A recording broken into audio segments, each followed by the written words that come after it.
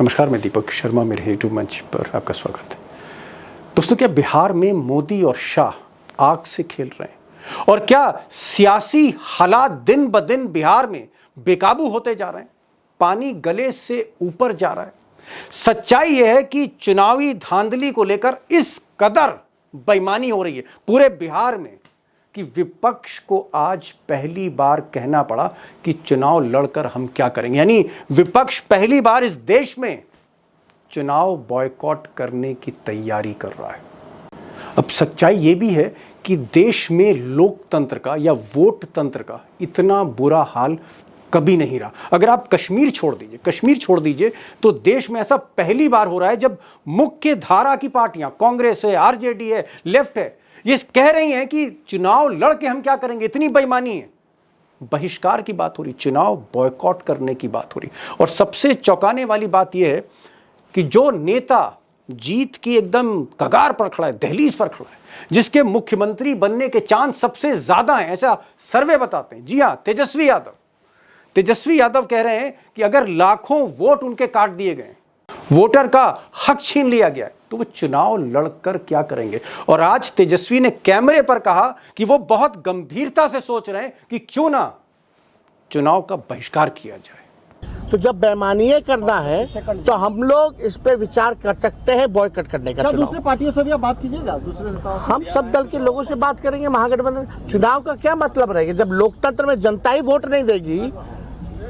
चंडीगढ़ जैसा तुम लोग काम करोगे तो क्या मतलब रह जाएगा। तो हम लोग इस पे गंभीर होकर के चुनाव बहिष्कार पर चर्चा हम लोग कर सकते हैं। ये विकल्प हमारे पास खुला है। अब तेजस्वी की बात में दोस्तों दम दिखता है, क्योंकि पिछले 3 दिन से, बल्कि मैं कहूँगा पिछले 4 दिन से पार्लियामेंट नहीं चल रही है।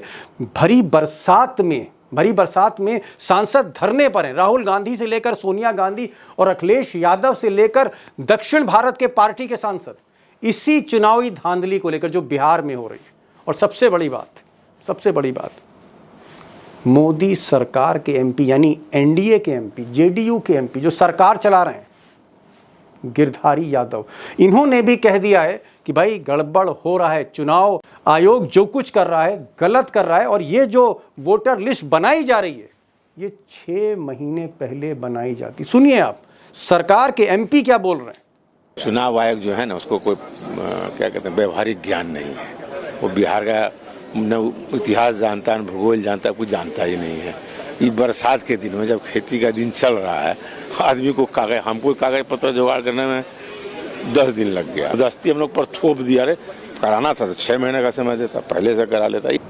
अब उधर बिहार में चुनावी धांधली को लेकर रोज नए खुलासे हो रहे हैं, नए प्रमाण सामने आ रहे हैं गड़बड़ी के। लेकिन जो गुजरात लॉबी है, मोदी और शाह हैं, इनको इसका कतई असर नहीं। मोदी जी तो वैसे ही विदेश में कई दिन के लिए गए हुए हैं। उधर अमित शाह के जो सबसे खास मंत्री हैं इस सरकार में, मंत्री नित्यानंद राय बिहार के हैं, इनकी एक अलग थ्योरी है। नित्यानंद राय कह रहे हैं कि चूंकि तेजस्वी और राहुल गांधी बिहार में हार रहे हैं, पिछड़ रहे हैं, उनकी जीत कोसों दूर है, इसलिए हार के डर से बहिष्कार का, चुनाव बॉयकॉट करने का बहाना बनाया जा रहा है। वोटर लिस्ट में कोई धांधली नहीं हो रही है। आरजेडी, कांग्रेस, तेजस्वी यादव जी सभी जानते हैं कि 2025 के विधानसभा के चुनाव में उनकी पराजय सुनिश्चित है। तो हार के भय से अभी से ही बहाना ढूंढ रहे हैं। अब दोस्तों, अगर वाकई बिहार में चुनाव का बहिष्कार हो जाता है, विपक्ष जो है, अपोजिशन बॉयकॉट कर देती इलेक्शंस को, तो ये देश के लोकतंत्र के लिए, हम सब के लिए बड़े शर्म की बात होगी। क्योंकि जिस नींव पर ये लोकतंत्र खड़ा है वही ढह जाएगी अगर बिहार जैसे राज्य में बेईमानी को लेकर जनता से लेकर विपक्षी पार्टी तक विरोध करते हैं, अगर इस लेवल पर बेईमानी होती। उधर अगर आप मोदी और शाह की स्ट्रैटेजी देखें तो मुझे ऐसा लगता है, ये मेरा मानना है, हो सकता है मैं गलत भी हूँ, हरियाणा में जो कुछ हुआ, धांधली वहाँ भी हुई, इस तरह की रिपोर्ट्स हैं। महाराष्ट्र में बड़े पैमाने पर धांधली हुई चुनाव को लेकर। लेकिन हरियाणा में दोस्तों और महाराष्ट्र में जो कुछ हो रहा था, पर्देदारी के साथ हो रहा था, पर्दे के पीछे हो रहा था, गुपचुप हो रहा था आयोग और गुजरात लॉबी के साथ जो भी सेटिंग थी। लेकिन बिहार में जो खेल है वो खुला खेल है। एकदम आप कह सकते हैं ओपन है, पर्दे के बाहर आ गया है और इस तरह का संदेश दिया जा रहा है कि जिसको जो करना है कर ले, हम तो ये करके रहेंगे। इस टाइप की एक मैसेजिंग है और उसकी वजह यह है कि लोग ऐसा कहते हैं कि बिहार हर कीमत पर मोदी जीतना चाहते हैं, क्योंकि अगर मोदी के हाथ से बिहार निकल गया, उनकी मुट्ठी से बिहार निकला जहां की बैसाखी उनको मिली हुई है, अगर जेडीयू हारती है, बीजेपी हारती है, नीतीश खत्म हो जाते हैं नवंबर के बाद, उनका राजनीतिक सफर खत्म हो जाता है, तो मोदी जी के लिए खतरे की घंटी है। और क्या क्या वजह हैं क्यों मिस्टर मोदी बिहार को हर कीमत पर जीतना चाहते हैं, ये मैं आगे बताऊंगा इसी वीडियो में। अब इधर अगर आप तेजस्वी यादव या राहुल गांधी या महागठबंधन की स्ट्रैटेजी देखते हैं तो इन दोनों नेताओं की नज़र 28 जुलाई को लगी। 28 जुलाई को दरअसल वोटर लिस्ट की धांधली को लेकर सुप्रीम कोर्ट एक बड़ा ऑब्जर्वेशन, एक बड़ा आदेश दे सकती है। और अगर ये आदेश कहीं ना कहीं राहत देता है विपक्ष को, जनता को, गरीब लोगों को जिनको वोटर आईडी कार्ड अभी तक नहीं मिले, अगर जनता को राहत मिलती है, विपक्ष को राहत मिलती है, तो मुझे लगता है कहीं ना कहीं बॉयकॉट जैसी बात तो नहीं होगी।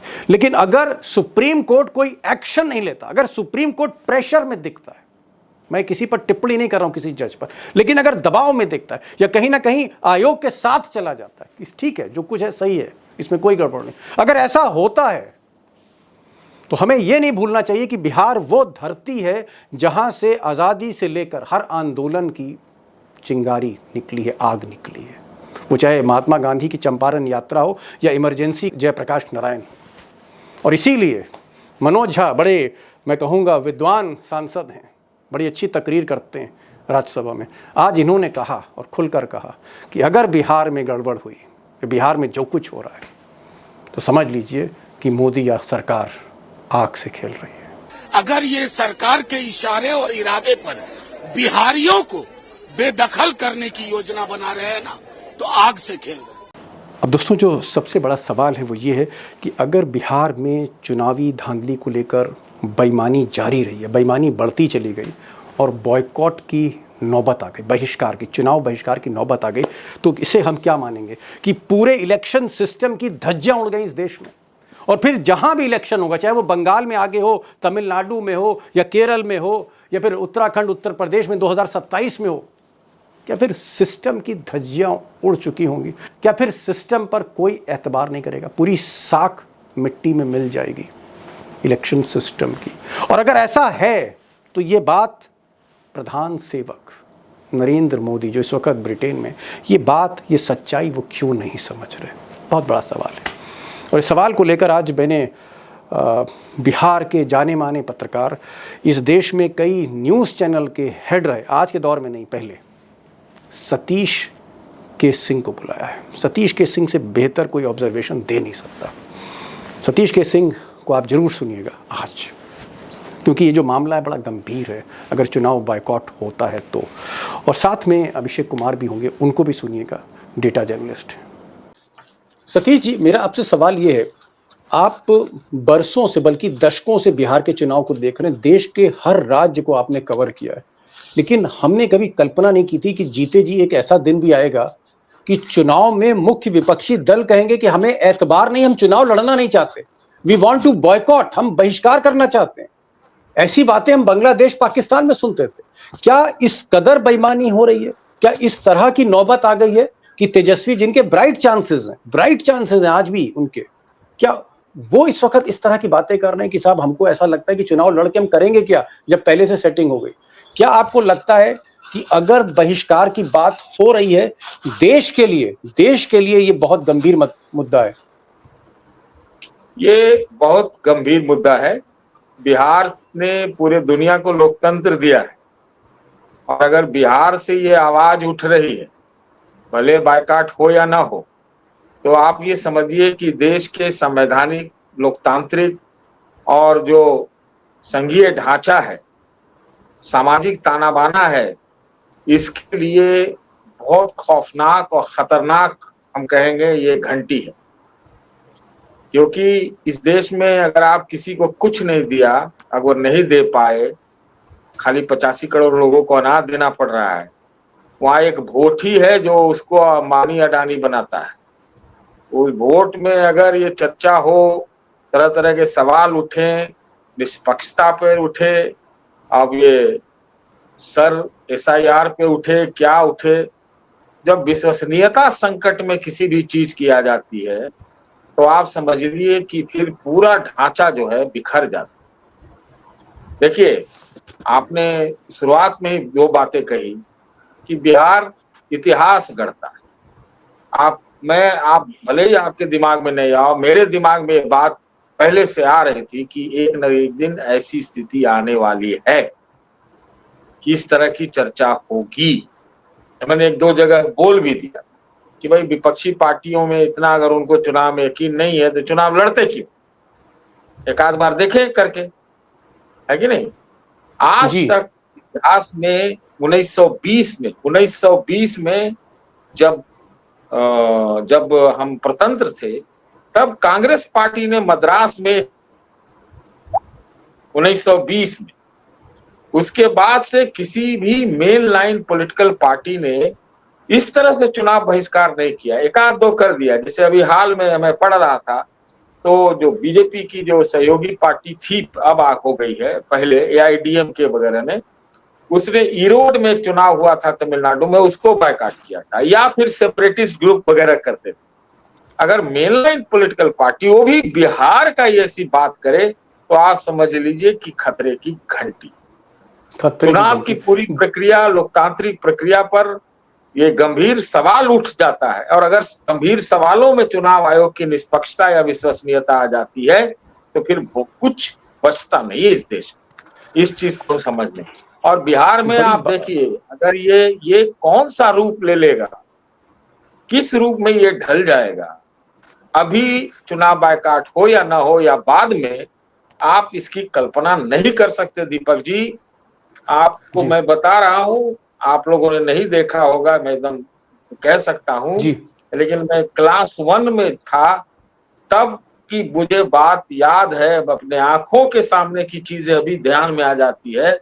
जब इमरजेंसी जब लगा था, उसके खिलाफ पूरा बिहार की आवाम आई थी, वो मैंने देखा था, मेरे स्कूल के छज्जे से देखा था सेक्रेटेरिएट को जलते। वो क्लास 1 में था, तब की बात याद।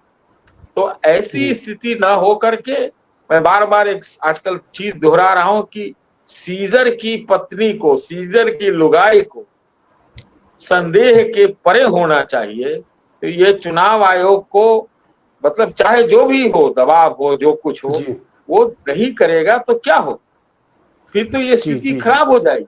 विपक्षी पार्टियां भी अपना काम अपने ढंग से उपाय करेंगी, लेकिन लोकतंत्र के सती जी, बिहार जैसे राज्य में हो जाता है तो ये भूचाल होगा पूरे देश की। बिहार जैसे राज्य में जहां हमेशा स्वतंत्रता की जो है, आप कह सकते हैं, ना सिर्फ चिंगारी बल्कि आग लगी, जहां से आग लपटे उठी हैं, उस राज्य में अगर बहिष्कार, चुनाव बहिष्कार की बात हो रही, बॉयकॉट करेंगे हम इलेक्शन, हमें इलेक्शन में जो है भरोसा नहीं रह गया, अगर इस तरह की बातें हो रही, बहुत ही खतरनाक संकेत हैं ये देश के लिए। और एक बड़ी बात इन्होंने कही कि इस हिंदुस्तान में, मैं कश्मीर की बात नहीं कर रहा हूँ, इस हिंदुस्तान में कांग्रेस ने बहिष्कार किया था, जो कह रहे हैं 1920 में, लेकिन वो अंग्रेजी हुकूमत के खिलाफ वो बहिष्कार था चुनाव में।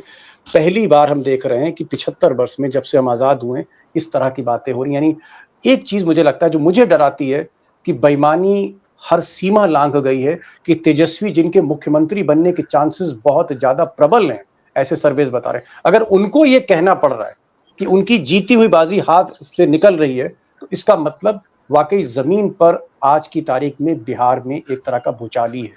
अभिषेक, मेरा जो सवाल था, क्योंकि बिहार की रग रग से आप वाकिफ हैं, सारा डेटा आपके पास है, जो सर्वे आ रहे हैं, सारी जानकारी आपके पास है, अगर कोई हारा हुआ खिलाड़ी जिसके जीतने के बिल्कुल चांस ना होते, वो एक बार कहता है कि चलो भाई बेईमानी हो रही है या हम बॉयकॉट कर रहे हैं, तो भी बात समझ में आती है। क्या आपको लगता है तेजस्वी जीत की तरफ बढ़ रहे हैं, समर्थन उनके पास है और वो जीत सकते हैं चुनाव? और अगर जो आदमी जीतने जा रहा हो वो इस तरह की बात कर रहा हो कि बेईमानी हो रही है, अब तो हर सीमा टूट रही है, हदें टूट रही हैं, तो क्या वाकई आपको लग रहा है कि तेजस्वी जो कुछ बोल रहे हैं दिल से बोल रहे हैं और बिहार की जमीन पर बेईमानी हो रही है, गले तक पानी आ चुका है? देखिए बेईमानी हो रही है, इस बात से तो हम इनकार नहीं कर सकते। मैं बताऊं आपको, कहा गया कि 2 फॉर्म दिए जा रहे हैं, मुझे 2 फॉर्म नहीं मिले, मेरे बीएलओ ने मुझे 2 फॉर्म नहीं दिया। अंततः मैंने ऑनलाइन जाकर अप्लाई किया, खुद से अप्लाई किया।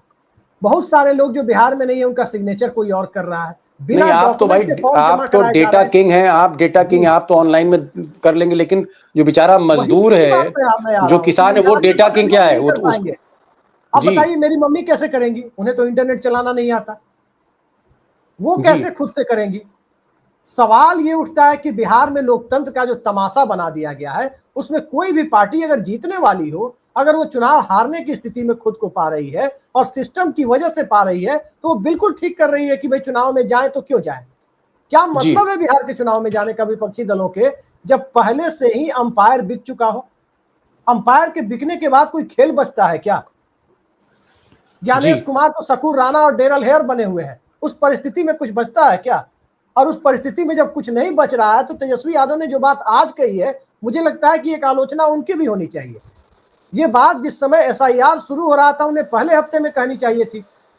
सुप्रीम कोर्ट की सुनवाई के पहले उन्हें कह देनी चाहिए थी कि एसआईआर यदि होता है, एसआईआर के तहत तैयार हुई वोटर लिस्ट से यदि चुनाव होता है, तो हम बिहार के चुनाव में भाग नहीं लेंगे। ये बात उन्हें तब कह देनी चाहिए थी। जी तेजस्वी यादव की तरफ से भी देरी हुई है, इस बात को स्वीकार करना होगा। और बिहार का जी चुनाव आप जानते हैं कि जितने सर्वे आ रहे हैं, चाहे गोदी मीडिया के हो या जो न्यूट्रल लोग करा रहे हैं, सभी सर्वे में राष्ट्रीय जनता दल भारी है। नहीं, ठीक है। और बिहार मैं में किसी देखिए, को चुनाव लड़ना है तो तेजस्वी यादव से लड़ना है, उनके गठबंधन। मैं तेजस्वी को बिल्कुल डिफेंड नहीं कर रहा हूँ, तेजस्वी का बिल्कुल मैं डिफेंड नहीं कर रहा हूँ, लेकिन तेजस्वी भी ये बात बोलना नहीं चाहते थे। एक जीता हुआ खिलाड़ी जो जीत रहा हो, जिसकी जीत पक्की लग रही हो, इस तरह के संकेत मिल रहे हो, वो इस तरह की बात क्यों करेगा? कोई सिंहासन थोड़ी ना फेंक देगा। लेकिन मुझे लगता है कि आज की तारीख में तेजस्वी को लग रहा होगा कि अब कोई विकल्प ही नहीं है, अब कोई विकल्प ही नहीं है, इस वजह से इस मजबूरी में कहा होगा उन्होंने। सतीश भाई, देखिए ये तो ठीक है, मैं बहुत ज्यादा आयोग वायोग पर नहीं जाना चाहता, क्योंकि आयोग में जो भी लोग हैं, पहले राजीव कुमार थे, अब ज्ञानेश कुमार हैं, वो एक प्यादे हैं, वो एक मोहरे हैं, उनको डिस्कस करने का कोई मतलब नहीं। आपको क्या लगता है कि कहीं ना कहीं जो व्यवस्था है, जो सिस्टम है, वो चाहे मोदी का सिस्टम हो या अमित शाह का सिस्टम, जो सिस्टम है, वो सिस्टम आज इस लेवल पे पहुंच गया है कि अब चुनाव के बहिष्कार की बात हो रही है। सिस्टम पर कतई भरोसा नहीं है, सिस्टम कोलैप्स कर रहा है, और बेईमानी जो है वो जो है माथे का मुकुट बनती जा रही है इस देश में। दोष किसको दें? 11 साल मौजूदा सरकार को हो गया, भारतीय जनता पार्टी संघ इसके बीच बड़ी घूर्णन गति से जो है वहां पर चर्निंग चल रही है। सत्ता बचाना है, सत्ता बचाना है, एक लड़ाई वो भी है।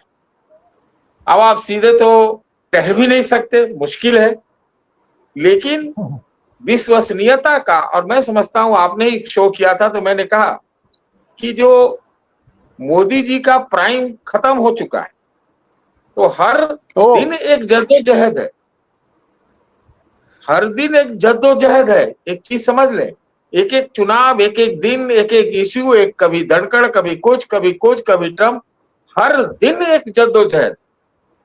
तो मैं समझता हूं कि इसको अलग हटा के भी देखें तो इतनी कमजोरियां, इतनी चुनौतियां, इतनी बाधाएं ये मोदी सरकार के सामने और पहले कभी नहीं रहे।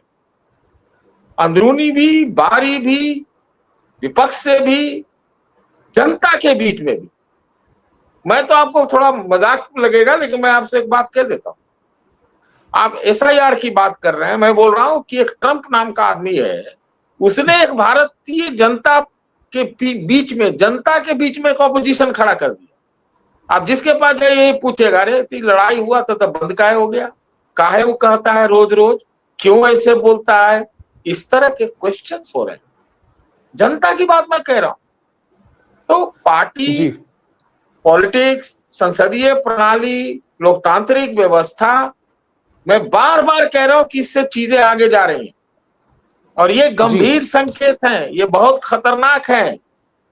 सत्ता कोई सरकार देश नहीं है।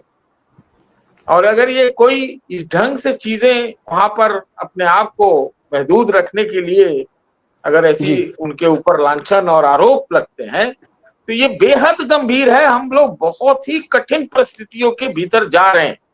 जी, ये पूरे दुनिया में ये एक अपमान का क्षण है। अगर पूरी दुनिया हम पर हंसेगी कि ये जो सबसे बड़ा दुनिया का लोकतंत्र है, वहां पर ये कहा जा रहा है कि भाई चुनाव की प्रक्रिया में भरोसा नहीं है, पार्टियां चुनाव लड़ना नहीं चाहती, बहिष्कार करने की बात कर रही। पूरे दुनिया में मैसेज हिंदुस्तान का बहुत खराब जाएगा। गांधी के मुल्क का मैसेज जो जा रहा है वो बिल्कुल 75 साल में कोई कल्पना नहीं कर सकता था कि बिहार में बहिष्कार करने की बात होगी। खैर अभिषेक, मेरा जो सवाल है कि हमने देखा कि मोदी जी तेलंगाना हार गए, मोदी जी कर्नाटक हार गए, मोदी जी हिमाचल हार गए। ऐसा नहीं कि मोदी जी 100% जीत ही जाते हैं। अगर बिहार हार जाते, अगर मोदी जी हार जाते तो क्या हो जाता? बिहार के लिए इतना ज्यादा इस लेवल पे मोदी क्यों चले जा रहे हैं? हर कीमत पर बिहार जीतना क्यों चाहते, मैं ये पूछ रहा हूं आपसे। दीपक जी, जब से 240 लोकसभा सीटें आई है उसके बाद एक बात साफ हो गई है कि बंगाल में भारतीय जनता पार्टी की सीमा साफ तौर पर दिखाई दे गई। 272 पहुंचने के लिए उत्तर प्रदेश में अभी कम से कम 15 साल लग जाएंगे फिर से 60-70 सीटों पर पहुंचने में। एक बार मंडल वाली चेतना जागृत हो गई तो 15-20 साल से पहले वो खत्म नहीं होगी। तो 272 के आंकड़े तक पहुंचने के लिए अब उन्हें नीतीश कुमार को छोड़कर आगे बढ़ना है ताकि 40 में कम से कम 35 लोकसभा सीटें वो खुद ही लड़े। तो उसके पहले बिहार के कील कांटों को जायज या नाजायज जिस किसी भी तरीके से हो दुरुस्त करने की कवायद विधानसभा चुनाव से शुरू की गई कि आगे जब भी चुनाव हो तो लोकसभा में 240 का जो आंकड़ा है उसमें 32 और कैसे जोड़े जाए। बिहार में 12 सीटें भाजपा के पास लोकसभा में है। भाजपा की कोशिश है कि यहां से भी 20 से 22 सीटें बढ़ा ली जाए। जैसे गुजरात से एक तरफा सीटें हासिल की जाती है, मध्य प्रदेश से एक तरफा सीटें हासिल की जाती है, छत्तीसगढ़ से एक तरफा सीटें हासिल की जाती है, उत्तराखंड से एक तरफा सीटें लैंडस्लाइड विक्ट्री व्हाइट वॉश एक तरह से किया जाता है विपक्ष का। वो चाहते हैं, ऐसा लग रहा है कि वो चाहते हैं कि बिहार में भी उसी तरह की स्थिति बने कि बिहार मुट्ठी में रहे। और बिहार को मुट्ठी में करने में बड़े बड़े लोगों की, आप देखिए इंदिरा गांधी मुट्ठी में नहीं कर पाई बिहार को। बिहार को जेपी आंदोलन के बावजूद जनता पार्टी मुट्ठी में नहीं कर पाई, कर्पूरी ठाकुर मुट्ठी में नहीं कर पाए, राजीव गांधी मुट्ठी में नहीं कर पाए, अटल बिहारी वाजपेयी मुट्ठी में नहीं कर पाए, कोई नहीं कर पाया बिहार को मुट्ठी में। अब मोदी जी मुट्ठी में करने चले हैं तो पता नहीं वो मुट्ठी कहीं जादुई होगी। सतीश जी, मैं आपसे पूछ रहा हूँ सतीश भाई कि अगर बिहार मोदी जी के हाथ से निकल जाता है तो क्या कयामत आ जाएगी? इतना डरे क्यों है मोदी जी बिहार से? इतना ही तो मैं आपको जवाब तो मैंने पहले ही दे दिया कि हर दिन हर चुनाव हर मुद्दा एक जद्दोजहद बनती जा रही है। तो बिहार मान लीजिए हार जाते हैं तो भविष्य का जो पिटारा है वो बंद हो गया। हो सकता है वर्तमान में भी दिक्कत आ जाए। तो इसलिए बिहार को जीतना उनके लिए शायद महत्वपूर्ण है। दूसरी बात कि अभी नीतीश की आप बात कर रहे थे, नीतीश के बियॉन्ड ये लोग जा रहे हैं भाई। नीतीश को मतलब नीतीश कुछ बोल पा रहे हैं क्या? देखे आपने विधानसभा में क्या बोला उन्होंने? वो हमको तो लगता है उनके मुंह से निकल गया कि तेजस्वी मुख्यमंत्री, क्या बोले पता ही नहीं चल रहा है। तो बात यह है कि वो लोग किसी प्रकार से उसको ढो रहे हैं नीतीश जी, और पूरी तरह से बिहार में कब्जा करना चाह रहे अपने बलबूते। एक बार आ गए तो फिर सब ये, और उनकी अपनी सेहत के लिए, अपने सौष्ठव के लिए, अपने बने रहने के लिए भी बिहार का चुनाव अति महत्वपूर्ण है। क्योंकि जैसा उत्तर प्रदेश में झटका लगा, कांटा लगा इस बार लोकसभा में, बिहार में वैसा वाला कांटा लग जाता तो क्या होता? तब तो कुछ नहीं होता ना, तो ही नहीं बनती। तो इसलिए वो बिहार को एक हरित प्रदेश के रूप में राजनैतिक रूप से देखते हैं कि भैया ये जगह आ जाए तो भैया कहीं और झटका लगेगा तो ये रहेगा। ये मेन कारण है मेरे ख्याल से। दो कारण मुख्यतः जो मैंने सारांश में कहूं तो ये है कि पॉलिटिकल सर्वाइवल, और दूसरा ये है कि भविष्य के लिए द्वार जो है अपने बलबूते मजबूत करने के लिए, खुद के लिए भी और शायद अपने संगठन के लिए। बीजेपी खुद के लिए, पार्टी के लिए भी मोदी जी और अपनी कुर्सी बचाने के लिए बिहार को हर कीमत पर जीतना चाहते हैं। एक चीज़ मैं अभिषेक पूछूंगा, मान लीजिए अगर बिहार, क्योंकि इतनी ज़्यादा अगर बेईमानी हो रही है, तो जब आदमी बादशाह जब किसी चीज़ को हर कीमत पर हासिल करना चाहता है तभी वो अति करता है, और अति हो रही है बिहार में।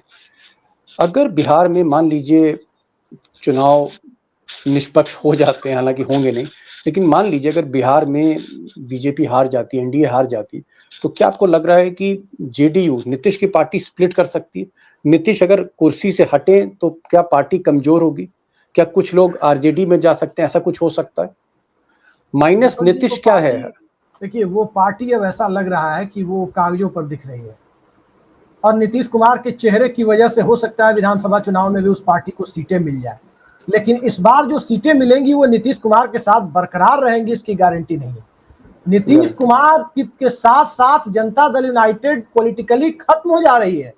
नीतीश कुमार राजनीतिक रूप से जैसे ही सक्रिय राजनीति के दायरे से बाहर जाते हैं, वैसे ही उनकी पार्टी खत्म हो रही है। उसके बाद जनता दल यूनाइटेड का कोई भविष्य नहीं है। और इस देश में जो क्षेत्रीय दल है, एक बहुत कड़वा सच है कि चाहे जितना आइडियलिज्म की बात की जाए, नीतीश कुमार भी बहुत आदर्शवाद की बातें करते थे, बिना वंशवाद के, बिना परिवार के अंदर से नेतृत्व ढूंढे इस देश में क्षेत्रीय पार्टियों को चलाया नहीं जा सकता। एआईएडीएमके की हालत आप देख लीजिए, क्या हुआ जयललिता के बाद। डीएमके चल रही है तो करुणानिधि के बेटे चला रहे हैं, समाजवादी पार्टी चल रही है तो मुलायम सिंह के बेटे चला रहे हैं, ममता बनर्जी के बाद भी परिवार के अंदर से ही लीडरशिप आएगी। जी, नहीं सही कह रहे हैं। नवीन पटनायक जो बीजू जनता दल के वली वारिस थे, जी हाँ, नवीन पटनायक का क्योंकि कोई पुत्र नहीं और कोई बच्चा नहीं, तो इसलिए आज देख रहे हैं क्या हो रहा है।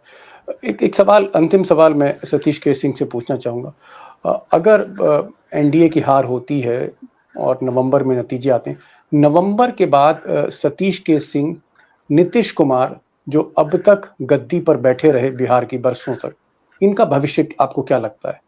अगर मुख्यमंत्री की कुर्सी गई नीतीश कुमार की, तो फिर आपको भविष्य नीतीश कुमार का और जेडीयू का क्या लगता है?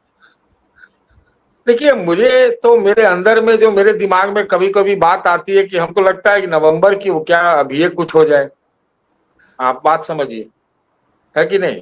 कोई ठिकाना नहीं है। आप जिस प्रकार से चीजें दिखाई पड़ रही हैं, भाजपा इस सब के लिए जानी भी जाती है, कुछ कांड पहले ही हो जाए। आप नीतीश की भविष्य की बात कर रहे हैं, मैं नीतीश के वर्तमान की बात कर रहा हूं। नीतीश जी की हालत ठीक नहीं है, एकदम सही, एकदम कहा जा सकता है। इतना दिन के बाद बोले कल विधानसभा में, कल या परसों जो भी, तो वो तो लग ही रहा था स्कैटर्ड है, पता नहीं क्या बोल रहे हैं, कुछ नहीं, कौन उनको चला रहा है, क्या चला रहा है। तो हमको तो लगता है कि उनका वर्तमान भी डावाडोल, सेहत की दृष्टि से, और राजनीति तो छोड़ ही दीजिए। अब नीतीश जी के लिए राजनीति का कोई भविष्य है ही नहीं। किसी पद के लिए बड़ी चर्चा चले कि धनखड़ साहब को हटाया गया तो नीतीश जी को वहां पर ला दिया जाए। मुझे अरे ये तो हो ही नहीं सकता है, वो आधा एक घंटा से ज्यादा बैठ पाए नहीं वहां कुर्सी पर। तो आफ्टर नवंबर नो फ्यूचर, कोई भविष्य नहीं नीतीश कुमार का नवंबर की बात एकदम नहीं, उनकी सेहत अच्छी नहीं है। कुल मिलाकर दोनों एक्सपर्ट्स का ये मानना है कि बिहार में जो स्थिति है बहुत ज़्यादा फ्लूइड सिचुएशन है। नीतीश कुमार जैसा कि कह रहे हैं कि भविष्य की क्या बात करें, वर्तमान ही ठीक नहीं है, और नीतीश के बाद जेडीयू का क्या भविष्य होगा किसी को नहीं पता है। पार्टी स्प्लिट हो सकती है, कुछ टुकड़े इधर बीजेपी में जा सकते हैं, कुछ आरजेडी में जा सकते हैं, कुछ कांग्रेस में जा सकते हैं, कुछ जेडीयू को किसी तरह से जिंदा रख सकते हैं। तो जेडीयू का कोई भविष्य नवंबर के बाद दिखता नहीं अगर बीजेपी चुनाव हारती है। दूसरी तरफ मोदी जी की कोशिश ये है कि किसी भी कीमत पर बिहार को जीतो। अगर बिहार नहीं जीतते तो कहीं ना कहीं उनकी जो एक बैसाखी है, जिस बैसाखी पे मोदी जी चल रहे हैं, वो बैसाखी ही डगमगा सकती है। मोदी जी के लिए एक करो और मरो की स्थिति है, और इसलिए तेजस्वी कह रहे हैं कि बेईमानी ने सारी सीमाएं लांघ दी हैं, और ऐसे में हमें नहीं लगता कि अगर हम चुनाव लड़ेंगे तो उसका कोई मतलब है। यानी विपक्ष का कहना है कि चुनाव लड़ने का मतलब ही क्या है अगर मैच पूरी तरह से पहले से फिक्स है, अगर नतीजे पहले से ही सेट कर लिए गए हैं तो चुनाव लड़ने का कोई मतलब नहीं। और भविष्य और बहिष्कार की जो बात कही जा रही है, जैसा कि हमारे साथी सतीश के सिंह ने कहा कि उत्तर भारत क्या समूचे भारत में ये बात कभी 75 साल में सुनी नहीं गई। 1920 में कांग्रेस ने बहिष्कार किया था चुनाव का, लेकिन तब अंग्रेजी हुकूमत थी। तो ये मैं कहूंगा कि स्थिति विस्फोटक है, गंभीर है, और मैं चाहूंगा कि बहिष्कार जैसी नौबत ना आए। और इसलिए 28 तारीख को सुप्रीम कोर्ट क्या इंटरवीन करता है इस पूरे वोटर लिस्ट के गड़बड़ी के मामले में, हमें वो भी देखना पड़ेगा। 28 तारीख भी एक अहम तारीख है और हो सकता है इसका इंतजार राहुल गांधी और तेजस्वी यादव भी कर रहे हो। अभिषेक, आप आए, समय आपने निकाला, बहुत बहुत शुक्रिया। सतीश के सिंह साहब, आपका भी बहुत बहुत शुक्रिया इस प्रोग्राम में आने के लिए। Thank you so much.